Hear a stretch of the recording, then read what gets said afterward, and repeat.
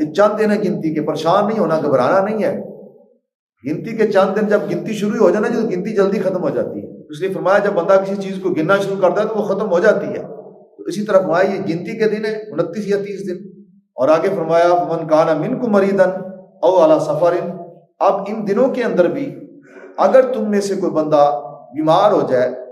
اسے کوئی عارضہ لاک ہو جائے، کوئی بیماری آ جائے، کسی وجہ سے بھی آ جائے، طبی طور پر آ جائے، کوئی ایکسیڈنٹ وغیرہ ہو جائے، کوئی جلاؤ ہو جائے، کوئی معاملات ہو جائے، اور کسی وجہ سے بھی اس کے اوپر کوئی مرض لاگو ہو جائے، یا اسے کسی سفر پر کسی بھی وجہ سے جانا پڑ جائے، اس میں آگے علماء کرام کے کچھ اقوال ہیں کہ سفر اچھے کاموں کے لیے یا مباح کاموں کے لیے کیا جائے، اور اس میں بہت سارے لوگ چوری ڈاکی کے لیے سفر کریں اگر، یا لوگ بیرون ملک ایسے لوگ ہیں جو منشیات کا کاروبار کرتے ہیں، یہ سفر تو کئیوں نے کہا وہ سفر بھی اس میں شامل کیا جائے، کئیوں نے کہا وہ سفر اس میں شامل نہیں کیا، یہ علیحدہ بحث ہے۔